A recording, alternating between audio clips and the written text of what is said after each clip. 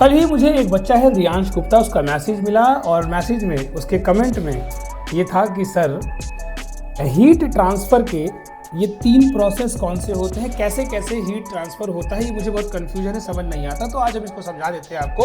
वैसे तो विजुलाइज करके अच्छे से एक्सप्लेन करके हम अपनी क्लासेस में पढ़ते हैं, लेकिन हो सकता है मैं आपको समझाऊँ और आप सबको ज़रूर समझ में आ जाए एक बेसिक जो फंडामेंटल है इसके पीछे का, कि हीट ट्रांसफ़र 3 तरीक़ों से होता है। पहला तरीका है कंडक्शन, दूसरा है कन्वेक्शन और तीसरा तरीका जो थर्ड तरीका है वो है रेडिएशन। जब कभी भी 2 ऑब्जेक्ट के बीच में कांटेक्ट होता है, डायरेक्टली कांटेक्ट में होते हैं 2 ऑब्जेक्ट, जैसे पानी और वो पतीला जिसमें मम्मी पानी गर्म करने के लिए रखती है। पहले पतीला गर्म होता है, फिर पतीला अपनी हीट को पानी को ट्रांसफर करता है, दोनों के बीच में टच होता है, इसी को कहते हैं कंडक्शन।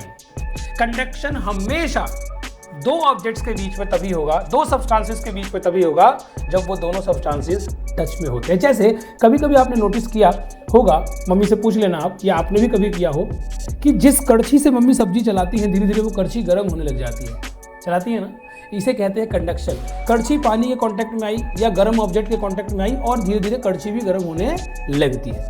क्लियर? तो कंडक्शन डायरेक्ट कांटेक्ट के कारण होता है, ठीक है। ये भी एक हीट ट्रांसफर का तरीका है। दूसरा तरीका है कन्वेक्शन।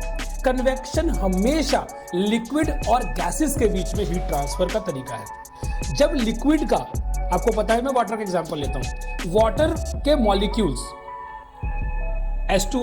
H2O बहुत सारे H2O से मिलकर के पानी बना है, बहुत सारे H2O मिलकर के कुछ पानी बनाते हैं।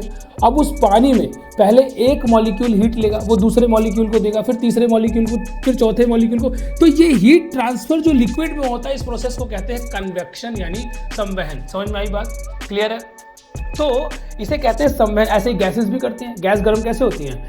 एक मॉलिक्यूल दूसरे मॉलिक्यूल को हीट ट्रांसफर करता है, फिर दूसरा मॉलिक्यूल तीसरे मॉलिक्यूल को। This is the process of convection of heat transfer. ये दूसरा प्रोसेस है। तो कन्वेक्शन गैसेस और लिक्विड के बीच में होता है। तीसरा प्रोसेस, अगर मैं तीसरे प्रोसेस की बात करूं तो वो है रेडिएशन।